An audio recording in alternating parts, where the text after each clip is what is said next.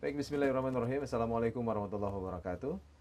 Alhamdulillah, senang sekali saya Dosi Alfian menjumpai Anda, saudara, dimanapun berada. Dan tentu seperti yang sudah kami informasikan, baik di Harian Serambi Indonesia, kemudian juga di beberapa platform media sosial dari serambinews.com juga, bahwa kita akan melaksanakan sebuah talk show interaktif bertemakan problematika sumur minyak rakyat di Aceh. Cukup menarik tema ini dan kami juga akan mengajak Anda untuk bisa bergabung bersama kami nanti berdiskusi terkait dengan problematika sumur minyak rakyat di Aceh ini bersama 3 narasumber kita nantinya. Tapi terlepas dari itu semua, tentu seperti yang saudara ketahui juga bahwa minyak merupakan kebutuhan vital masyarakat, semua orang membutuhkannya untuk menggerakkan industri, transportasi dan lain sebagainya. Oleh karena itu tentu daya tarik kita untuk mengelolanya juga luar biasa. Tapi di samping itu semua, karena daya tarik yang cukup tinggi tersebut, kadang-kadang juga ada hal-hal yang di luar kendali pemerintah tentunya dan juga kita semua. Ada pragmatisme kepentingan pribadi dalam pengelolaannya, kemudian juga ada monopoli. Di samping itu juga ada terjadi penyelundupan minyak ilegal, kemudian juga penambangan ilegal juga terjadi, seperti yang marak terjadi di Aceh Timur misalnya. Beberapa waktu yang lalu juga mungkin Anda juga mengupdate informasi terkait dengan terbakar atau meledaknya sumur minyak ilegal itu kembali. Apa sebenarnya yang terjadi dari problematika sumur minyak rakyat di Aceh ini? Kita akan coba menginventarisir permasalahannya dan kemudian juga mencarikan solusi dan berdiskusi terkait dengan hal itu. Mudah-mudahan menemukan solusinya dan pengelolaan minyak secara ilegal tidak terjadi lagi. Sudah hadir bersama saya terlebih dahulu, saya sapa Kepala Dinas Energi dan Sumber Daya Mineral Aceh, Bapak Insinyur Mahdi Nur MM. Assalamualaikum Pak Mahdi Nur. Assalamualaikum warahmatullahi wabarakatuh. Terima kasih Pak Kadi sudah hadir. Kemudian juga hadir bersama kita Khairil Arista, Bang Khairil Arista, beliau merupakan Direktur Koalisi NGO HAM Aceh. Bang Khairil, Assalamualaikum. Assalamualaikum warahmatullahi wabarakatuh. Terima kasih waktunya juga Bang. Dan terakhir juga ada Bang Muhammad Mulyawan, beliau adalah Deputi Perencanaan BPMA. Assalamualaikum. Assalamualaikum warahmatullahi Karena wabarakatuh. beliau berdua masih muda, jadi saya panggil Bang ya jadinya ya. Siap. Baik, terima kasih Bang atas waktunya sudah bersama-sama kita di sini. Saya mungkin ke Koalisi NGO HAM Aceh terlebih dahulu nih. Saya ingin tahu sebenarnya problematikanya seperti apa. Biasanya kami di media itu mengupdate informasi jika terjadi sesuatu Bang. Baru kita inventarisir kembali kapan ini terjadi dan bagaimana sudah, mengapa kemudian meledak lagi. Tapi catatan dari NGO HAM sendiri seperti apa? Baik, Assalamualaikum warahmatullahi wabarakatuh. Waalaikumsalam warahmatullahi. Kita melihat bahwa ini ada sesuatu yang pembiaran ya dalam konteks tambang rakyat misalnya. Ketika misalnya di tahun 2023 ada 58 kasus misalnya terjadi kebakaran tempat tambang itu. Nah, catatan 21 kasus itu di Aceh Timur. Nah kan tidak mungkin kita setiap tahun itu mencatat kasus. Ya. Nah, minimal ada solusi. Nanti Pak Mahdi bisa menggambarkan bagaimana persoalan rakyat untuk menikmati sumber daya alam. Karena lagi-lagi misalnya yang berdampak langsung ini kan rakyat, rakyat kecil nih. Nah, kalau kita menanyakan siapa bermain, tidak mungkin karena ini kan apakah ada pemodal. Dalam konteks misalnya badan usaha itu kan ada pernyataan modal Pak ya. Pernyataan modal misalnya BUMD itu harus ada 100 miliar misalnya. Nah ini yang menjadi problem ketika berbicara tambang rakyat kemudian penindakan itu bukan solusi. Sehingga rakyat ini kan misalnya kita tangkap nih berapa lama sih kita mampu menangkap rakyat itu solusinya apa? Apakah menangkap orang yang melakukan pertambangan ilegal ini, apakah itu solusi? Saya pikir bukan, karena itu akan memutus mata rantai perekonomian masyarakat. Karena lahan hidup, kebutuhan hidup masyarakat di situ. Hari ini misalnya, untuk memangkas angka kemiskinan, angka pengangguran kan di situ dengan adanya lahan ini. Tapi tidak dibenarkan juga, setiap tahun itu masyarakat menikmati dengan hasil ilegal ini.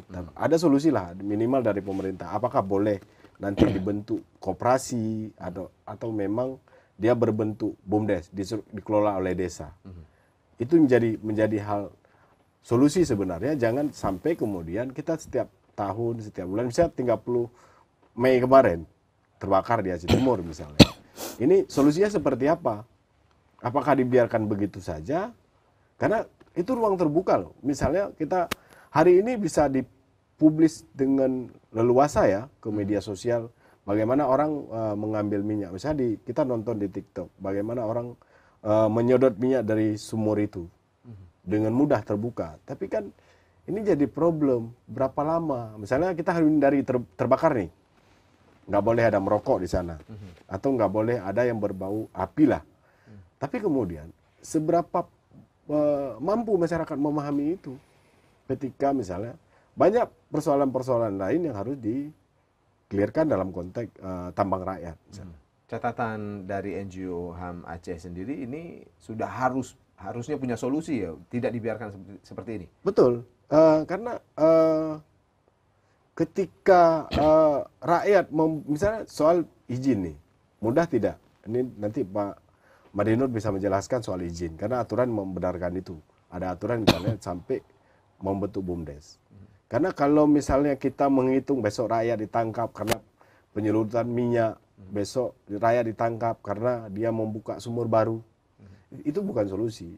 Sehingga haruslah dikasih solusi konkret. Ini rakyat Aceh Timur misalnya yang memiliki area-area itu bisa langsung melakukan pertambangan dengan solusi misalnya dalam bentuk BUMDes atau unit koperasi atau seperti apalah namanya yang kemudian mempermudah. Apalagi Aceh hari ini kan masih draft kanun ya Pak, ya. Belum sampai kanun ya terkait migas misalnya. Minimal itu kan bisa diberikan regulasi yang mempermudah rakyat dalam konteks proses perizinan. Aceh ini kan dianggap sebagai daerah khusus nih. Ada Undang-Undang Nomor 11, kemudian ada kanun tentang migas, walaupun kanun itu belum masih draft nih, masih rancangan kanun, belum disahkan. Baik, terima kasih Bang Khairil Arista. Saya ke Pak Kadis dari dulu. Pak Kadis, dari catatan, ada punya catatan nggak kita Pak, di mana saja yang legal, mana saja yang ilegal untuk minyak ini sendiri Pak? Ya, baik, terima kasih. Assalamualaikum warahmatullahi wabarakatuh. Waalaikumsalam warahmatullahi wabarakatuh. Jadi mungkin izinkan saya dulu, kita mungkin di awal kita ucapkan syukur dulu ya. Bersyukur dengan kondisi alam Aceh, kekayaan Aceh yang luar biasa yang kita syukuri dulu pertama.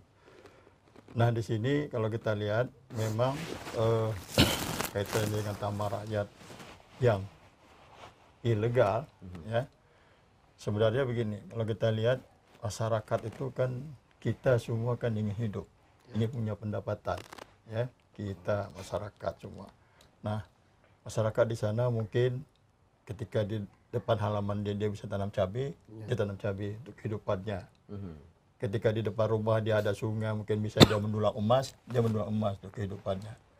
Dan rumah dia, begitu dia bor sedikit dapat minyak, dia bor. Karena apa? Begitulah kekayaan sumber daya alam kita yang dibor sampai 3.000 meter pun bisa menghasilkan. Di bor 200 meter juga menghasilkan.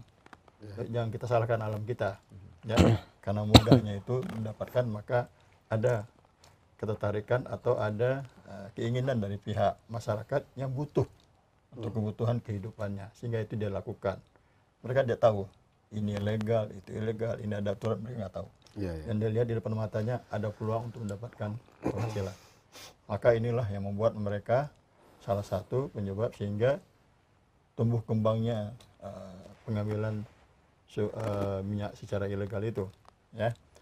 Nah, kalau kita lihat secara aturan, sebenarnya dari pemerintah sudah diatur di Permen SDM nomor 1 tahun 2008, ya, tentang pengusahaan tambang minyak secara sumur tua sudah diatur, tapi untuk sumur tua. Nah, sumur tua itu adalah sumur peninggalan zaman Belanda di tahun 70-an. Nah, itu dibenarkan sebenarnya kalau masyarakat mau, karena sudah diatur di dalam pasal 2 Permen tadi, Permen 1 2008, ya. Tapi sifatnya adalah memanfaatkan sumur tua yang sudah ada, yang mungkin katakanlah misalnya di dalam wilayah kerjanya Pertamina, di Perlak katakanlah seperti itu ya. Nah, di situ ada sumur tua. Nah, secara aturan itu si kontraktor dalam hal ini Pertamina itu dia diminta untuk memanfaatkan juga sumur tua tuh. Tapi ketika itu tidak bernilai ekonomis menurut standar mereka, maka ini diberi kesempatan kepada masyarakat Ya. membentuk wadahnya koperasi atau KOD untuk dia hanya bisa angkut namanya. Nah, jadi minyak yang ada di dalam sumur tua itu diangkut, dijual, dikasih ke Pertamina. Tidak boleh dijual kemana lain. Nah, itu dibenarkan kalau menurut permen itu. Ya. Ya. Tapi tetap dengan ada izin pemerintah. Tapi apa yang terjadi hari ini? Mereka tidak memanfaatkan sumur tua itu. Mereka membuat illegal drilling. Jadi sumur-sumur yang seperti pengeboran air itu ya, kedalamannya sampai 100-200 meter. Nah, ini sangat berbahaya. Kenapa? Memang menurut mereka itu ekonomis, ya. Ya. Apa? Karena dia tidak menggunakan peralatan safety yang memadai atau sesuai yang diatur dalam teknik perminyakan. Nanti Pak Mulyawan bisa ceritakan secara teknisnya. Nah, ini sangat berbahaya. Makanya terjadi kemarin itu, ya, yang di Halu Canang ya. Kemudian juga tahun 2000 berapa dulu 18 sampai meninggal 19. Betul. Itu blowout tuh. Nah, kalau dia memakai standar prosedur teknik perminyakan yang benar, yang baik dan benar, dia pasti menggunakan alat-alat preventif gitu, alat-alat blowout preventif, ya, itu yang disiapkan. Teman itu mahal itu alat itu, nggak mungkin dia buat untuk sumur Mustahil untuk ya taman-taman pribadi kecil ya. gitu. Nah, tapi kalau itu dia beli, itu nggak ekonomis. Ekonomis, oke. Nah, maka dia dengan cara ilegal, dia tidak menggunakan standar pengeboran secara teknik perminyakan yang benar, maka itu dia lakukan terus. Nah, oleh karena itu kita juga mencari jalan keluar dalam hal ini. Pemerintah Aceh untuk kita sosialisasi untuk menghimbau supaya ini jangan dilakukan lagi karena ini berbahaya, sudah kita lakukan beberapa kali. Nah, sekarang terkait dengan tadi sampaikan kanun. Nah, kanun memang sekarang dalam ada namanya kanun tambang rakyat migas itu yang diinisiasi oleh DPRA Komisi 2, tapi sekarang dalam berproses. Mungkin kita nggak tahu, saya lihat ini mungkin hanya terkait masalah keselamatan ini yang menjadi ada pertimbangan mungkin dari pihak-pihak kementerian, sehingga ini masih perlu pembahasan lebih lanjut. Oke, Pak Kadis sedikit saja Pak. Berarti ada yang sumur tua dikelola oleh masyarakat atau memang sampai saat ini tidak ada dan mereka melakukannya secara ilegal? Yang kita dapat informasi hari ini, nanti mungkin Pak Mulyawan bisa jelaskan apakah memang ada yang dapat kami informasi yang kami terima belum ada, masih semua yang menggunakan illegal drilling sumur dangkal itu. Sangat disayangkan kalau seperti ini ya. Mungkin Bang Muhammad Mulyawan, Deputi Perencanaan BPMA mungkin bisa menjelaskan juga sebenarnya potensi minyak Aceh ini seperti yang disampaikan oleh Pak Kadis tadi luar biasa ya. Gali di beberapa tempat misalnya yang berpotensi digali saja secara manual seperti itu mengeluarkan minyak. Nah, sebenarnya kita sudah mendeteksi bahwa potensi-potensi seperti itu ada dan apa alasan kemudian tidak dikelola oleh pemerintah secara baik seperti itu, Pak? Baik, terima kasih Bang Dosi. Mungkin di awal saya sampaikan framework dulu bagaimana kita mengelola hulu migas ya. Jadi kita pisahkan antara hulu sama hilir. Nah, pada prinsipnya memang tambang migas itu merupakan pekerjaan yang padat teknologi, ya, kemudian dia padat modal. Satu lagi dia itu SDM-nya harus andal. Oke. Jadi tiga ini harus terpenuhi, Bang Dosi. Ya. Nah, makanya di negara kita ini itu ada undang-undang yang mengatur itu. Itu Undang-Undang Nomor 22 tahun 2001. Nah, itulah sebagai framework legal tidak legalnya sebuah penambangan migas. Nah, bagaimana negara menjamin keselamatan penambangan migas itu melalui namanya kontrak kerjasama. Oke. Jadi ada namanya KKS, kontrak kerjasama. Disitulah nanti pemerintah mengundang nih perusahaan-perusahaan yang punya kompetensi itu untuk melakukan eksplorasi. Itu normalnya. Kemudian bagaimana nih Bang kalau misalnya ada masyarakat yang ngebor? Benar tadi yang disampaikan Pak Mahdi bahwasanya udah ada nih permen yang mengaturnya, Peraturan Menteri SDM nomor 1 tahun 2008. tapi itu dibatasi pada sumur-sumur peninggalan Belanda dulu. Itu sumur-sumur di bawah tahun 71. Oke. Di mana memang kebanyakan itu saat ini sumur-sumur itu berlokasi di wilayahnya Pertamina EP seluruh Indonesia. Termasuk ada wilayah Pertamina EP di Aceh. Itu ada namanya Rantau, ada Kuala Simpang Barat, Kuala Simpang Timur, sama Perla. Nah, yang masif saat ini masyarakat melakukan pemboran secara tradisional itu di Perla. Nah, Perla ini di wilayah kerjanya Pertamina EP. Nah, kalau memang Pertamina EP itu berkenan untuk mengaplikasikan Permen 1 tahun 2008, itu bisa, Bang Dosi. Bisa. Tapi syaratnya itu sumur yang tua tadi. Tua. Bukan sumur Bukan baru sumur lagi. baru. Oke. Sama persis yang dilakukan teman-teman di Cepu atau Bojonegoro. Terus sumur tua yang dicoba produksi kembali. Apa ditambahkan cairan tertentu, bisa naik lagi. Itu bisa. Framework legalnya ada. Nah, kalau untuk sumur baru, frameworknya nggak ada. Jadi sumur baru itu hanya boleh dilakukan pengeboran dalam kerangka kontrak kerjasama. Nah, di Aceh, kewenangan BPMA terbatas, Bang Dosi. Ya.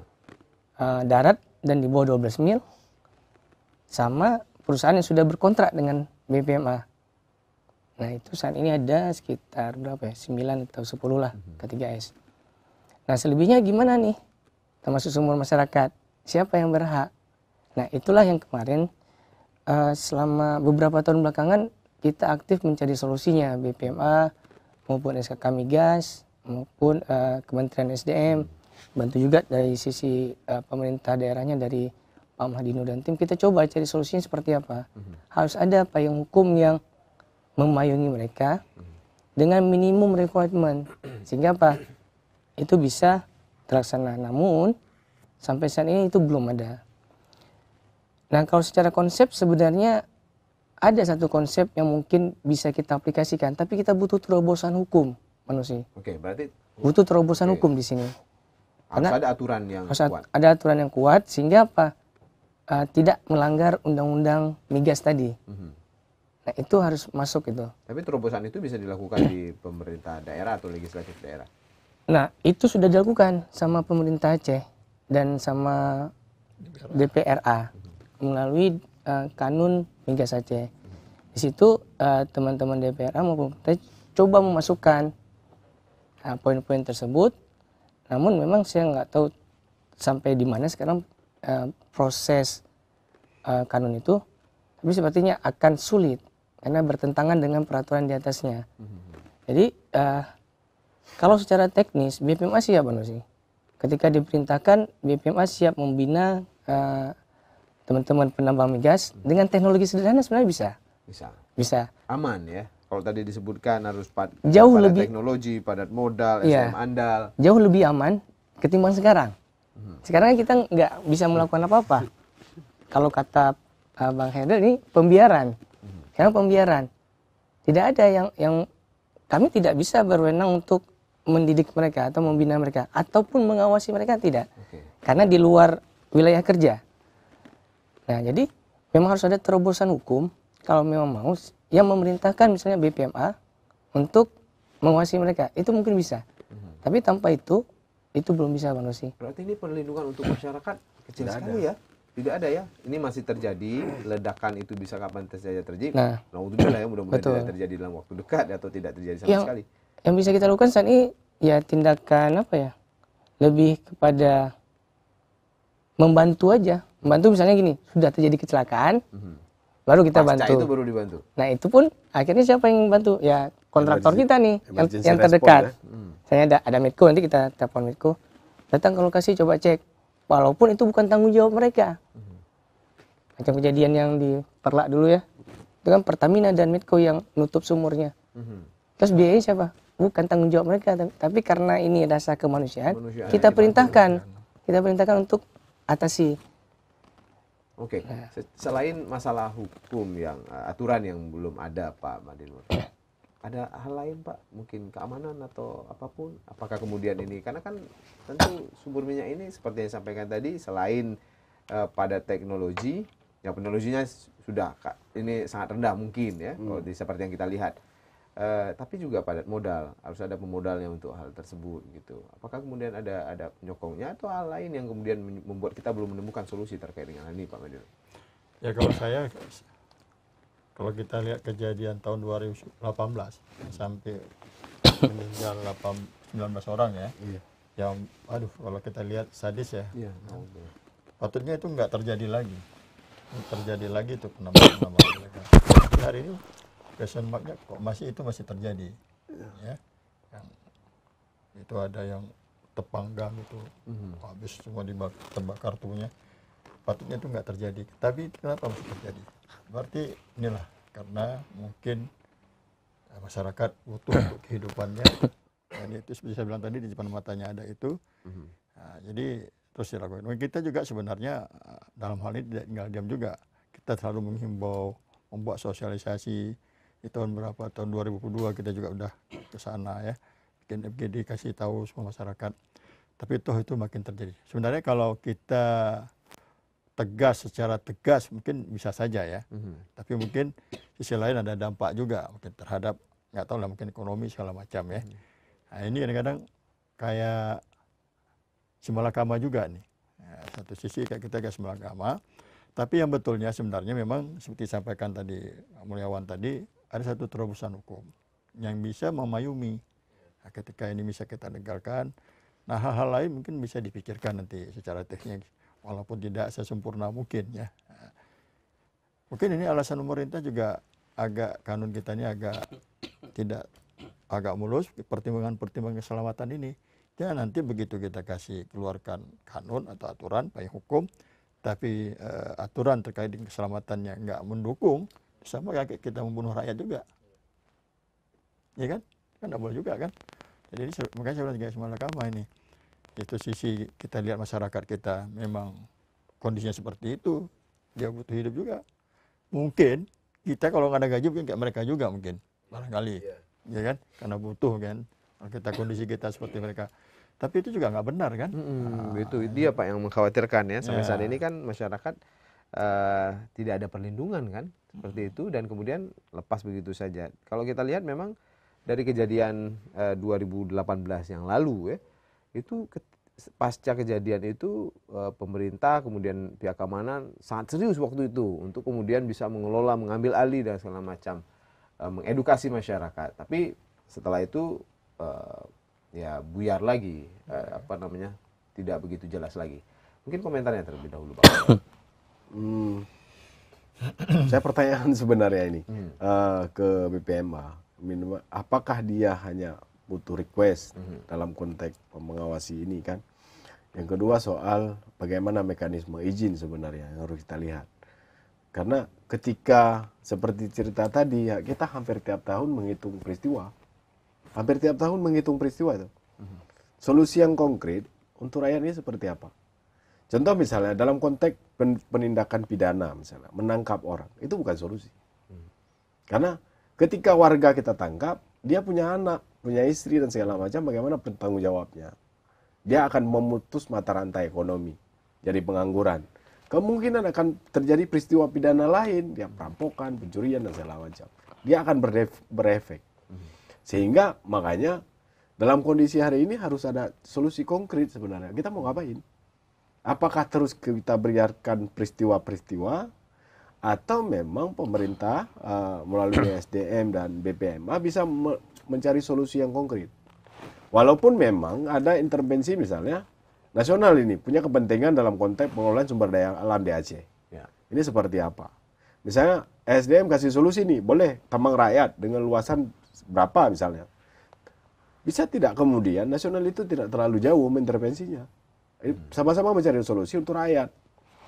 Tidak hanya bicara tembang minyak sebenarnya, emas juga begitu. Oh, iya. Ada yang tertimbun misalnya. Kalau kita bahas itu luas sekali kan? Luas kan? Artinya dalam minyak saja ternyata memang kita belum menemukan solusinya. Nah, di hari ini kan yang kebakaran itu kan beberapa titik di Aceh Timur misalnya. Itu yang sering yang terpantau misalnya. Bagaimana kalau pantai timur itu hampir banyak tambang-tambang minyak yang ilegal. Jadi pertanyaan tadi apa Bang Khairil? Ke BPMA atau Pak Kades? Saya BPMA, apakah BPMA itu kalau konteks pengawasan ya, atau memang dia bagaimana sih solusi konkret dari BPMA selain kerjasama nih? Kalau kerjasama itu kan pasti request ya. Nah, kita bekerja sama dulu, biar kami bantu A, B, C, D. Kan gitu dia. Walaupun aturannya belum Nah, ada. belum ada Oke. aturan nih. Gimana nih Bang? Jadi salah satu terobosan ya, kalau saya mau bilang terobosan yang BPMA lakukan itu sudah kita tuliskan tuh sih di kontrak kerjasamanya Biren Sigli. Oh, oke. Nah, Biren Sigli itu kan ada juga tuh tambang rakyat, Minyak memang juga? minyak, Oke. tidak semasif di Rantau Perla. Nah, di situ dia kan sudah ada penanggung jawabnya, kontraktornya siapa. Jadi ketika berkontrak dengan BPMA, kita masukin satu klausul di situ, bahwasanya kontraktor dapat melibatkan peran serta masyarakat untuk meningkatkan produksi minyak. Melalui mana? Harus tetap ada lembaga hukumnya, melalui BMD. Oke. Misal, ketika nanti ada kanun yang sudah melegalkannya, ketika pergub yang sudah, ataupun pergub mungkin bisa. Jadi masyarakat tadi Bang, Iya. itu minyaknya itu bisa ditambung sama si perusahaan tadi di wilayah kerja tadi. Iya, iya. Dan itu tidak legal lagi ketika sudah kita tuangkan dalam kontrak kerjasama dan sudah ada payung hukumnya. Inilah yang kita bilang terobosan hukum. Nah, secara bisnis to bisnis, BPMA sudah berhasil melakukan negosiasi dengan si perusahaan untuk menerima nih keterlibatan masyarakat. Di kontrak PSG yang lain itu nggak ada Bang Dosi. Oke. Jadi ini salah satu terobosan yang kami lakukan. Kita waktu itu bernegosiasi dengan Dirjen Migas, waktu itu masih Pak Prof. Tutu Karyaji, dan beliau sepakat. Bahkan beliau menyatakan gini, negara tidak akan ngambil sepeser pun apa yang diambil sama rakyat, asalkan bisa menjamin nih keselamatan dan lingkungannya. Oke. Nah, namun kontrak kerjasama ini kan sifatnya bisnis to bisnis. Artinya nih ranah perdata nih antara BPMA sama perusahaan migasnya. Oke. Nah, dia butuh penguatnya Bang Dosi. Penguatnya itu apa? Regulasi. Dan regulasinya memang harus out of the box. Oke. Kalau kita masih bersandarkan dengan regulasi saat ini, Tak bisa. tak bisa. Oke, sementara berarti Nah. inovasi seperti yang disampaikan tadi, BPMA punya terobosan-terobosan, belum bisa dilaksanakan karena itu Bang? Kita sudah menyiapkan ruangannya. Oke. Ruangannya sudah ready nih. Kuncinya masih di tangan pemerintah. Baik itu pemerintah Aceh maupun pemerintah pusat. Silakan. Artinya secara teknis, secara ekonomis, bukan safety, itu bisa dilakukan. Nah, namun kan pemerintah dalam ini punya banyak pertimbangan. Nah, ini nih yang harus kita dorong sama-sama. Apakah seperti kata Bang Khairil ini akan dibiarkan terus-menerus atau harus ada terobosan yang dilakukan. Nah, secara bisnisnya BPMA sudah memasukkan terobosan itu di salah satu proposal di PSG kontrak Biren Sigli. Kalau itu kuncinya Pak Mandirul, bisa nggak mungkin kita laksanakan hal seperti ini? Sebenarnya gini, kalau kita coba lihat di aturan di mineral dan batu bara ya, di tambang emas misalnya tuh. Ya. Malah itu ada namanya tambang rakyat, IPR namanya, izin tambang rakyat, dalam satu wilayah pertambangan rakyat yang ditetapkan oleh pemerintah. Ya. Nah, ini persoalannya sebenarnya titik persoalannya yang paling inti terkait dengan pemerintah ini mempertimbangkan satu regulasi tambang rakyat, tambang minyak rakyat itu adalah terkait dengan keselamatan dan lingkungan. Itu yang sangat karena apa? Makanya kalau dibuat satu standar nanti boleh dibuka tambang rakyat, misalnya dibuat aturan, tapi dengan keselamatan yang sesuai standar teknik perminyakan, itu udah pasti nggak ekonomis. Nggak ekonomis nama rakyat itu lagi. Nah, pasti lebih besar apa ya, pasak daripada tiang ya, gitu. Nggak mungkin. Tapi kalau ditambah rakyat yang terkait dengan apa namanya kayak mineral ya, emas gitu, itu nggak separah itu dia pakai ketentuan tesnya, dan masih bisa dijangkau oleh kegiatan tambah rakyat yang masih mempunyai nilai ekonomis. Nah, ini. Jadi inilah yang menjadi persoalan. Apapun ini kalau kita membela kepada rakyat harus ada payung hukumnya. Nah, makanya kalau kita buat payung hukumnya ke pemerintah, hati-hati juga jangan nanti menjadi seperti kita membiarkan masyarakat tuh keselamatannya kan nggak terjamin nanti itu. Kalau dia misalnya dengan taman-taman sederhana tadi, misalnya katakanlah seperti yang dilakukan oleh masyarakat sekarang, kita legalkan seperti itu. Kejadian terbakar, kejadian blow out segala macam seperti tahun 2015 bakal terjadi. Karena apalagi di kita tuh. Kita kan kondisi secara geologi formasi batuan kita itu untuk yang daerah-daerah cekungan minyak itu kan high temperature dan high pressure. Tapi Pak Kadi sekarang kan kondisinya mereka tetap mengelola minyak ilegal tersebut, kemudian aturan pun nggak ada. Nah, gitu kan. Paling tidak dikuatkanlah dengan aturan. Mungkin ada solusi lain setelah itu atau seperti apa Pak Kadi? Sebenarnya aturan yang sudah ada, saya bilang. Pemerintah itu sudah memfasilitasi, tapi sumur tua jangan bikin sumur baru. Berarti harus ada penindakan kalau seperti ini, Pak? Iya. Kan secara aturan kan gitu. Kalau dia ilegal kan sanksinya pidana. Ya kan? Pemerintah itu sebenarnya sudah memfasilitasi tadi Permen 01 2008 tadi, tapi sumur tua. Jangan sumur baru. Kalau sumur tua itu apalagi dia sudah ada izin dari Pertamina malah dibantu oleh Pertamina. Bagaimana nih yang baik ya, dikasih alat safety-nya segala macam. Karena nanti minyak yang diangkut harus dikasihkan ke Pertamina, nggak boleh dijual kemana-mana. Oke, baik. Kita akan coba. Masyarakat, mungkin untuk yang sumur tua ini mungkin sedikit dapatnya barangkali, Anda tahu kan? Ya, ini ada. Ya. Pak Madi ini, bisa tidak Pak? Karena kan tadi tetap dikunci pada sumur tua ya. Kenapa nggak disebut sumur baru nih? Karena begini, dengan kekayaan alam di Aceh, seperti Pak Madi sampaikan tadi bahwa kita mudah, kerok aja dapat minyak misalnya. Pakai pipa biasa yang panjang berapa? 20 meter itu kadang-kadang dapat minyak. Ini kan sumber daya yang luar biasa. Nah pertanyaannya, bisa tidak kemudian ada sikap dari pemerintah, terutama Aceh dalam konteks kalaupun ini harus diberikan izin dah, biar pemudah. Karena kan ketika misalnya ini tetap legal, tetap ilegal, itu tetap terjadi peristiwa meledak juga. Nah, kenapa kemudian pemerintah tidak melakukan misalnya ada satu mengeluarkan izin, kan lebih mudah mengawasi, membina, kan lebih mudah sebenarnya. Itu seperti apa Pak yang kemudian ini jadi solusi konkret, jadi ada menyelesaikan masalah bukan dengan masalah baru, tapi menyelesaikan masalah dengan ada sedikit inovasi mungkin ya. Inovasi. Ya sebenarnya gini, kalau misalnya untuk pengelolaan pemanfaatan sumber daya migas di Indonesia ini kan sudah diikat dengan aturan Undang-Undang 22 tahun 2001. Tuh. Jadi itu semua persyaratan semua kita ikuti itu kan. Nah kalau kita seperti kita bilang tadi nggak diatur di situ. Kalau kita buat kanun baru, ya kan seperti yang saya sampaikan, kita udah buat itu. Udah kita buat. Sekarang persoalannya sampai hari ini itu belum disahkan.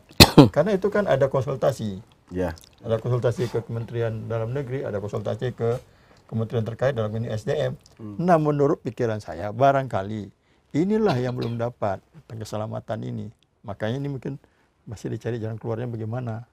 Nah, karena kalau diberi izin, tapi dengan cara dia nambang seperti yang sekarang ini, itu sama pemerintah itu melakukan pembiaran untuk membunuh rakyatnya.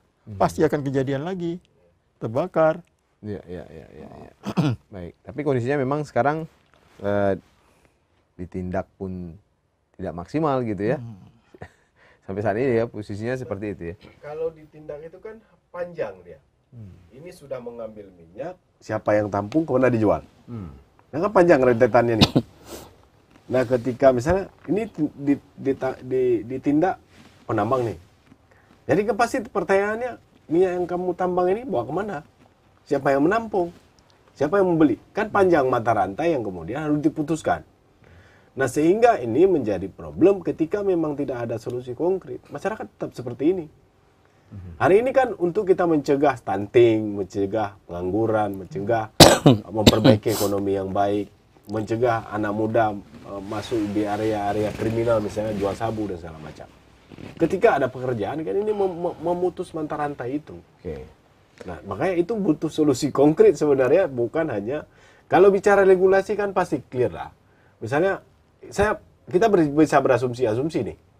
Kenapa kanun ini tidak disahkan kata orang, tidak dipedulikan secara serius? Jangan-jangan ada saingan antara perusahaan dengan rakyat nih. Nah, ini yang menarik. Kalau itu sebenarnya itu bisa dijawab Bang Hayri. Kenapa? Karena rakyat itu punya keterbatasan teknologi. Sebenarnya saya sampaikan tadi, secara teknis itu bisa diakomodir. Nah, artinya misalnya rakyat tuh nggak akan bisa ngebor sampai di bawah 400 meter. Perusahaan bisa, dan itu ada standarnya semua. Seperti yang kata Pak Madi sampaikan, nggak akan ekonomis kalau ngikutin standar perusahaan. Tapi kalau ada payung hukumnya, ini kita bisa bikin standar sendiri nih untuk tambang rakyat. Namun memang kendala sekarang manusia, undang-undang migas itu tidak mengakomodir ini. Kegiatan ada ini. turunannya. Betul. Semua kegiatan sumur tua itu harus dalam kontrak kerjasama. Dalam kontrak kerjasama antara negara yang diwakili sama SKK Migas atau BPMA dengan perusahaan. Nah, kemarin kita sempat diskusi bahwasanya itu bisa kita lakukan sebenarnya. Misal nih, kontrak kerjasama sama siapa?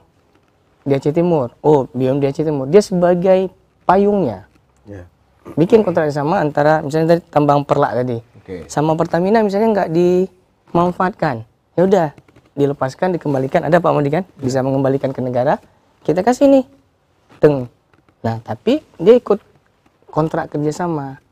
Nah, masyarakat tadi bisa itu masuk. Tapi semua ini harus dibantu Bang Dosi sama pemerintah. Dengan peraturan yang menguatkan itu. Nah, kalau secara teknis, secara bisnis, itu bisa dilakukan. Oke, baik. Secara regulasi kan banyak sekali itu Pak. Regulasi misalnya nggak ada bisa. PP nomor 7 2017. Regulasi cuma satu Bang. Ada permen, ada undang-undang dan segala macam. Cukup banyak. Kalau bicara isu lingkungan itu kayak, kalau nggak salah 6 bulan sekali keluar di aturan. Iya. Nah, kenapa kemudian ini yang harus dijawab? Ini persoalan hidup masyarakat banyak nih. Ketika terbakar kan tidak hanya satu titik. Besok terjadi, hari ini terjadi di sini, besok di situ.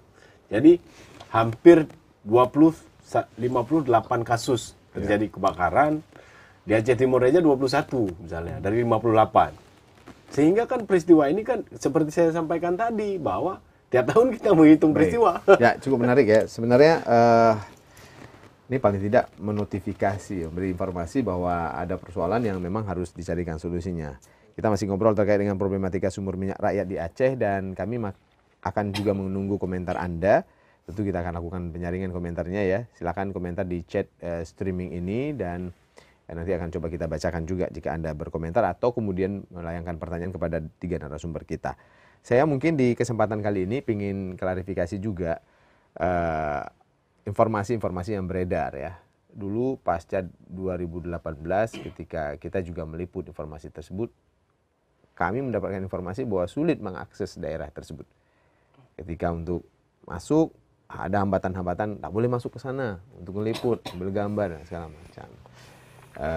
Ini mungkin bisa diklarifikasi, diinformasikan lagi. Apakah kemudian betul ada yang bermain di sana, membuat kita agak kesulitan untuk bisa mencarikan solusi untuk ini? Mungkin siapa yang bisa menanggapi ini? Mungkin saya bisa nambahin, karena kalau dibilang sulit, kita udah berkali-kali ke sana masuk. Langsung ke penambangnya, bahkan kita bawa tuh waktu itu Pak Dirjen. Pak Tutuka Pak Dirjen kali Pak? Iya, kita bawa Pak Dirjennya. Dan Pak Dirjen melihat semua kondisi itu, bahwasanya di situ nggak ada pemodal. Jadi memang clear ya, tidak ada. Memang masyarakat, mereka mungkin nanti ada yang punya tanah, mungkin nanti ada yang punya pipanya, mungkin dia punya tenaga, dia akan ngebornya. Ada janda-janda, anak yatim yang ngeles itu, ngumpulin ceceran minyak. Jadi kalau kita ke sana, itu memang murni gotong royong Bang, kalau kita lihat ke sana. Dan pemerintah, dalam hal Kementerian SDM, kita udah bawa ke sana. Dan nyaman, kita bahkan makan durian di situ. Jadi kalau dibilang sulit mengakses itu, bahkan Bang Heri bilang, sekarang sosial media gampang masuk kan. Berarti betul tidak ada orang yang bermain di balik itu semua yang kemudian menghalang-halangi akhirnya kemudian informasi ini terbatas dan segala macam, atau gimana? Istilahnya gini, sebenarnya masyarakat di sana juga mereka paham bahwasanya ini yang dilakukan itu salah. Ini cara salahnya. Pak ajari kami cara benarnya gimana, kan gitu nih. Ya. Namun aturannya nggak ada. Nah, namun cara benarnya kalau ngikutin aturan existing sekarang, Ya. itu nggak mungkin mereka masuk. Jadi memang harus ada terobosan di sini yang bisa mengakomodir mereka. Karena kalau penindakan nggak mungkin juga, Bang. Itu udah berapa ribu orang di situ di Rantau Perla. Nah, yang bisa kita lakukan adalah pembatasan. Contoh, mungkin analoginya agak kurang bagus mungkin ya. Macam inilah lokalisasi untuk PSK. Kalau nggak dilokalisasi, di mana-mana nanti bisa ngebornya. Nah, ketika kita bikin lokalisasi, misalnya ketika nanti ada peraturan yang membolehkan, oke di daerah sini aja ya udah di daerah sini, jangan ada tambahan-tambahan lagi. Tapi kamu harus ngebornya gini, nggak boleh gini, nggak boleh gini. Harus ada pendampingan berarti. Nah, itulah mereka katakan, kami tahu salah. Cara benarnya gimana, Bang? Aturannya yang mana yang bolehnya? Nah. Gitu maksudnya. Nah, itu yang sekarang sulit untuk membuat formulasi aturan itu. Karena balik lagi, kita negara hukum, ada peraturan perundangan. Nah, kalau secara bisnis saja, secara teknis, itu udah bisa kita selesaikan. Bahkan dalam kontrak kerjasama kita udah masukin itu, peran serta masyarakat. Jualnya lewat mana nanti? Lewat BUMD. Jadi mereka nggak perlu jual minyak ilegal lagi ke perbatasan sana. Ya, BUMD kan harus penyertaan modal juga kan? Terserah mau penyertaan modal, boleh koperasi. Tapi yang harus kita pikirkan regulasinya dulu nih. Iya. Bisa nggak ada semacam apa namanya kekhususan regulasi kek atau apa kek? Nah, ketika itu ada, BPMA bisa datang ke sana, membina, mengawasi. Tapi tanpa itu kita nggak bisa ujuk-ujuk datang ke sana. Kamu nggak bisa, bukan wewenang kita. Baik. Itu Pak manusia. Walinur, ada hambatan nggak Pak dalam pengelolaan ini sebenarnya? Atau memang mereka mengelolanya seperti biasa tanpa ada orang lain yang bergerak untuk memodali mereka? Jadi gini ya, kalau pemerintah itu kan tujuan bagaimana mensejahterakan rakyatnya kan. Tujuan pemerintah seperti itu kan. Sekarang supaya ini saya kasih contoh lah kira-kira ya. Sekarang minuman keras. Minum memabukkan. Kalau dia minumnya mabuk nggak dia? Mabuk kan? Mabuk. Mabuk kan? Sekarang apa beda minuman keras yang ilegal sama nggak ilegal? Apakah kalau minuman keras itu kita beli secara ilegal kita nggak mabuk? Atau sebaliknya, minuman keras itu kita beli ilegal kita nggak mabuk? Yang namanya minum keras kalau udah diminum sesuai apa yang udah over gitu udah pasti mabuk. Mau minuman keras itu dibeli secara legal maupun ilegal. Inilah persoalannya hari ini. Jadi bukan pemerintah itu tidak peduli kepada rakyatnya. Persoalannya itu. Bagaimana jangan mabuk dia? Minum keras tapi nggak jangan mabuk. Bisa nggak? Ini yang perlu kita pikir karena ini kecelakaan, keselamatan yang diutamakan. Ya kan? Itu kejadian 2018 itu. Itulah pemerintah yang banyak pertimbangan. Dari sisi masyarakat sendiri yang sering berdiskusi juga dengan koalisi NGO HAM Aceh, adakah inisiatif mereka agar kemudian menghindari bahaya-bahaya yang bisa terjadi bagi mereka ini, Bang? Ada, sebenarnya kan mereka juga menghindar ya, nggak terbakar dan segala macam prosesnya. Nah, lagi-lagi kan ini soal apa namanya, soal pekerjaan, tidak ada kerjaan lain. Kalau bicara lapangan kerja juga hari ini terbatas di Aceh. Mau kerja di mana? Kemampuan apa misalnya? Ini soal skill ya. Yang kemudian soal misalnya ada apa namanya soal pengetahuan bagaimana menjadi itu juga makanya dibutuhkan oleh masyarakat, meminta ada pengawasan dari pemerintah dalam konteks edukasi ya. Misalnya kenapa hari ini ada teknologi tinggi yang bisa digunakan oleh masyarakat, kan bisa difasilitasi oleh pemerintah sebenarnya. Nah lagi-lagi tadi Kak Pak Mahdi bilang tadi, ini aturan hukum yang ada. Nah masyarakat sangat berharap sebenarnya dibina. Karena daripada hari ini mereka dengan tidak bisa memanfaatkan sumber daya alam yang ada. Contoh misalnya dibilang di lokalisasi tadi, saya juga membantah soal itu. Kenapa misalnya di tambang emas, tambang batu bara dan segala macam, itu tidak semua kecamatan bisa. Kan itu Pak, ada misalnya disebutkan kecamatan A, ada wilayah pertambangan misalnya, tidak disebut kampung dia, di kecamatan. Di kecamatan ini dibolehkan boleh. maksudnya? Dibolehkan. Mungkin agak sedikit berbeda Bang. Karena kalau hulu migas itu dia berkaitan dengan tekanan dan temperatur. Itu agak berbeda Pak Madi ya. Kalau tambang emas kan resikonya mungkin tidak sebesar Susah migas. Migas. Migas itu kita ngebor sumur, di dalamnya yang yang bereaksi. Di luarnya nggak ada kejadian efek apa-apa. dari itu ya. Nah kalau tambang kan dibuka dah, kelihatan dari luar. Nah bedanya itulah antara sisi keselamatannya.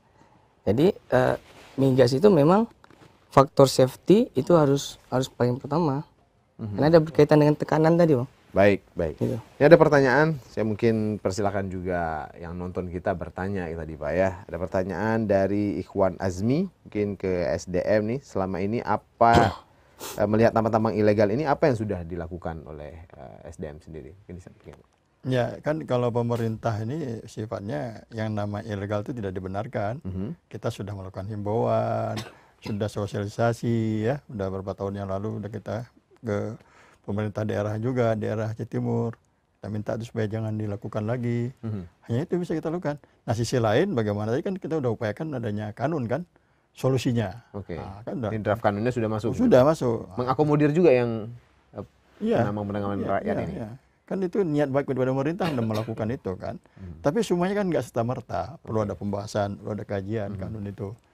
Nah, Agar jadi- kemudian tidak menjerumuskan masyarakat seperti yang Pak sampaikan tadi. Ya.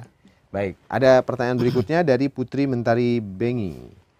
Selama ini dengan kasus-kasus meledaknya sumur minyak ilegal, peran BPMA sudah maksimalkah dalam mensosialisasi keselamatan kerja atau hal apa saja yang akan dilakukan?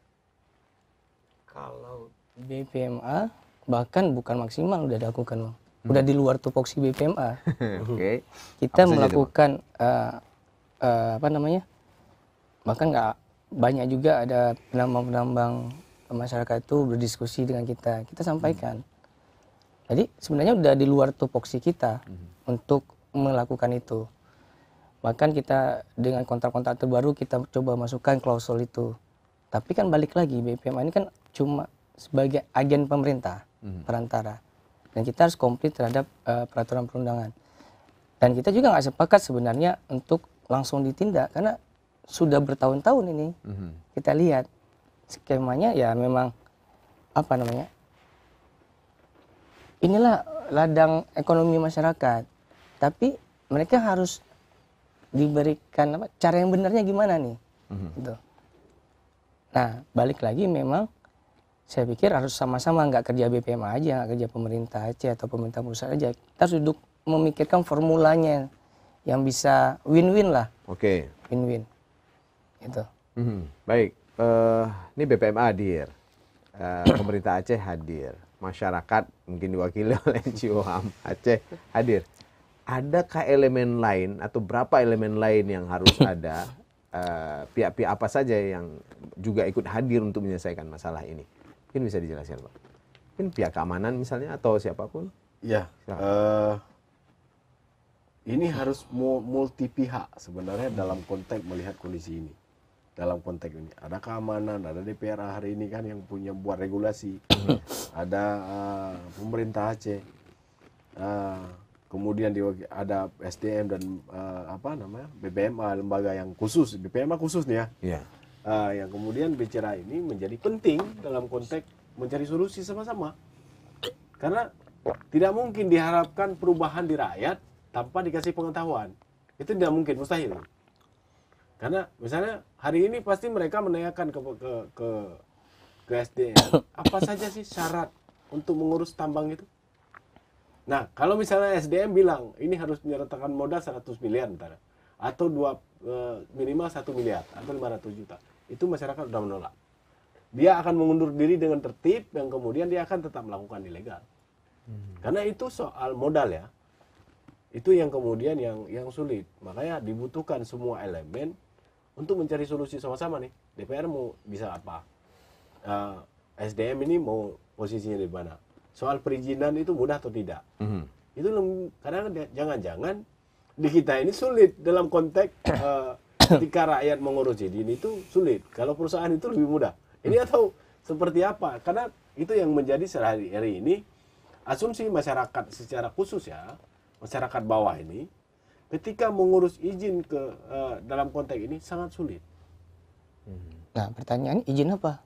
Nah, itu kan? itu Kalau kemudian. izin apa kan? Karena tidak ada aturannya. Enggak ada aturannya. Ya, misalnya begini, kalau misalnya dia datang ke SDM nih atau konsultasi ke BPM. Oke. Pak, saya menguruskan izin ini seperti apa sih? Ya, kan bisa kita jabarkan bahwa ini tidak ada aturan. Nah, Oke. Itu sudah disampaikan oleh BPM. Udah kita lakukan. Mereka tahu itu tidak dan ada. mereka tahu juga dan mereka paham. Tapi kasih kami cara benarnya. Nah, cara benarnya berarti harus ada terobosan hukum. Oke. Kalau Sudah secara kita sampaikan juga secara belum ada terobosan teknis sebentar. ya keselamatan lingkungan itu bisa kita formulasikan sama-sama. Tapi harus ada Karena gini landasan juga, hukum. industri perminyakan kan bertumbuh juga dia. Mulai dari yang tradisional dulu, ya kan? Akhirnya high end. Ini semua bisa Di kita industri juga adjust. seperti itu. Iya. Oke. Awal mula penemuan minyak kan enggak langsung tiba-tiba dengan drilling rig yang besar kan enggak Pak dia. Nah, Sedikit demi sedikit ya. sedikit demi sedikit. Oke, baik. Makanya harus ada terobosan itu Bang. Terobosan hukum. Nanti ada juga terobosan lingkungan nih. Standar lingkungan mengizinkan enggak itu? Tidak. Dengan undang-undang sekarang tentang lingkungan hidup itu tidak bisa. Itu melanggar undang-undang lagi. Nah, berarti harus ada terobosan di sini. Nah, Aceh sebagai daerah yang khusus dan istimewa seharusnya bisa. Oke, baik. Asal tadi semua itu diformulasikan dengan cermat, ya kan?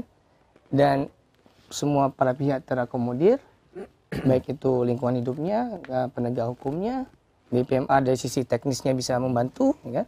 Regulasinya ada Pak Mahdi Nur dan kawan-kawan. Baik. Seharusnya bisa, Bang. Boleh, Wan. Sebelum kita tutup, waktunya terbatas dan sudah lama kita berbincang ya. Potensi pengelolaan minyak ilegal yang dikelola oleh masyarakat ini ada berapa tempat dan seberapa banyak potensi itu? Kita punya data nggak terkait itu? Kalau data resminya kita nggak punya. Oke. Yang kira-kira Tapi gitu, data sebagai yang gambaran untuk beredar masyarakat. Oke. di masyarakat itu mungkin ya sekitar bisa nyampe 1.500 sampai 2.000 barel per hari. Bayangkan. Di beberapa tempat itu. Tadi disebut ada Sigli, ada di ini. Di Daerah Aceh Timur, Rantau Perla, kesananya. Ini baru-baru, yang ini kan Alu Canang. Ini baru nih. baru ini. Ini daerah baru. Oke. Daerah baru yang di luar wilayah kerja. Jadi nggak ada pemiliknya. Kalau yang di Rantau Perla ada Pertamina yang mengusahakannya. Oke. Area juga milik Pertamina. Pertamina. Oke. Terus yang baru ini di Biren, Pak. Tapi Biren belum begitu masif. Nah, mumpung belum begitu masif, ini yang harus diregulasi mereka. Karena kalau nggak diregulasi, ini akan liar. Oke. Nah, itu apa ya? Harus duduk bersama lah, ya, mencari formulasinya ya. Baik, terakhir Bang. Mungkin apa closing statement yang mungkin ada pesan atau apapun lah sambil berharap lebih baik. Ya, saya melihat begini, pemerintah buka mata lah dengan kondisi masyarakat hari ini. Nah, berbeda kita berbicara soal ini, soal bicara isu lingkungan misalnya. Ini juga dampak. Tapi ketika berbicara itu semua dalam konteks hak asasi manusia, itu kewajiban negara memfasilitasi supaya rakyat terselamatkan, tidak lapar, tidak terjadi kemiskinan dan menimbulkan kejahatan lain. Oke. Baik, Pak Mahdi Nur mungkin ingin saya sampaikan, Pak. Ya kalau saya begini, kita berupaya terus lah untuk bagaimana melegalkan, tapi tidak bertentangan dengan aturan yang sudah ada, tentu ya. Kemudian sementara ini mungkin nanti melibatkan semua pihak terkait untuk kita diskusikan, tapi untuk sementara ini beralih aja lah ke sumur tua, yang sudah ada payung hukumnya. Sumur tua itu sudah ada payung hukumnya dan dibantu oleh pemilik WK. Dalam hal ini mungkin kalau diperlak itu Pertamina. Udah sana aja dulu. Kita mengedukasi, mensosialisasi, paling itu yang bisa dilakukan ya, Pak ya. Sementara Tapi nanti untuk sementara kita perjuangkan terus yang kita tadi sampaikan bagaimana legalitasnya. Jadi masyarakat juga butuh hidup, ya ke sana aja dulu. Sumur-sumur tua itu. Tapi ini dia nih daya tariknya luar biasa, belum lagi tempat-tempat area-area baru kemudian dibor lagi dan segala macam. Sumur tua kita di Aceh ini sumur tua kita di Aceh ini ratusan. Oke. Ratusan. Dengan kondisi seperti ini, buah si malakama juga Bang Nusi. Bagi perusahaan yang mau masuk ke Aceh. Kenapa? Karena dia punya ketakutan akan berhadapan dengan masyarakat nantinya. Oke, yang sudah mengelola. Betul. Mereka Makanya baca salah bahwa satu potensi. terobosan yang kami lakukan, kita masukkan tuh di klausul kontrak. Kalian di sini tapi ikutin serta masyarakat. Oh, ikut Itu terobosan BPMA tuh. Ikut sertakan masyarakat di dalam kontraknya dan dia wajib melakukan itu. Itu jadi ketakutan nggak mereka tuh? Justru mereka menjadi secure. Oh, berarti BPMA meng-acknowledge ini. Oke. Jadi kita harus mikirin caranya, cara yang benernya. Saya menarik di kalimat ikut serta masyarakat itu. Nah, apa yang mau dikomentari Bang? Seperti apa pelibatan masyarakat? Semua regulasi, semua kontrak itu dibunyikan. Peran serta masyarakat. Sejauh mana perannya? Oke. Apa yang dilibatkan? Nah. Contoh misalnya, dalam konteks AMDAL misalnya, setiap satu pembangunan, peran serta masyarakat sekitar. Tapi belum maksimal maksudnya. Dilibatkan seperti apa? Oke, mungkin bisa dijawab langsung Bang. Jadi sebenarnya kita punya konsep satu namanya PSG pendidikan. Ini masih konsep yang sudah kita brainstorming. Dan kalau memang diterima sama stakeholder, ini akan bagus Bang. Contoh nih, di Rantau Perlak saat ini kan di bawah Pertamina IP lapangan itu. Dia dikerjasamakan sama perusahaan. Namun sampai saat ini perusahaan itu nggak jalan-jalan juga. Ya kan? Pertamina juga nggak ngapa-ngapain lapangan itu. Ya udah. Seharusnya kita bisa maksa Pertamina. Ini kalau nggak diapa-apain, kembaliin ke negara nih. Kita kembaliin ke negara, bikin kontrak khusus untuk lapangan Perlak ini. Contoh misalnya bagi hasilnya, negara nggak usah ambil sepeser pun di sini. Misal untuk lingkungan sediain dana 10%. Untuk masyarakat berapa? Dan masyarakat yang di situ bisa jual ke kontrak ini. Oke. Nah, Baik. tapi ini masih ada tapi Bang. Ini perlu disupport nih. Konsep udah ada sebenarnya. Yang support siapa Bang? Pemerintah. Pemerintah. Pemerintah Aceh Ada dua. dan pemerintah. Kalau di Aceh kan ada dua Bang. Oke. Ada pemerintah Aceh sama pemerintah Republik Indonesia. Oke. Karena judulnya kalau di bawah 12 mil pengelolaan bersama, Oke. berarti dua-dua harus sepakat. Baik. Terakhir Bang, apa komitmen yang ingin disampaikan oleh BPMA? Komitmennya kita apapun yang diperintahkan pemerintah kita siap laksanakan. Aceh dan pemerintah. Dua-dua. pusat. Oke. Karena kita amanah dua pemerintah kan. Dan saya rasa dalam hal ini kita harus berpikir out of the box kalau mau menemukan solusinya. Oke, itu menarik. Ketika kita masih berpikir di meja yang sama, kita akan nggak dapat solusi. Sampai kapanpun akan berulang. Baik. Terima kasih Muhammad Mulyawan, Deputi Perencanaan BPMA, kemudian Bang Khairil Arista, Direktur Koalisi NGO HAM Aceh, Pak Kadis, Energi dan Sumber Daya Mineral Aceh, Bapak Insinyur Mahdi Nur MM, atas kesempatannya. Assalamualaikum para narasumber. Waalaikumsalam warahmatullahi wabarakatuh. Demikian tadi perbincangan kami dalam tema problematika sumur minyak rakyat di Aceh. Terima kasih Anda sudah menonton kami dan kemudian juga berkomentar, memberikan pertanyaan juga, dan mudah-mudahan diskusi ini memberikan informasi kepada kita semua akan pentingnya solusi yang harus kita capai agar kemudian keselamatan, kesejahteraan bagi rakyat itu bisa terwujud. Saya Dosi Alfian, sampai jumpa. Assalamualaikum warahmatullahi wabarakatuh. Waalaikumsalam.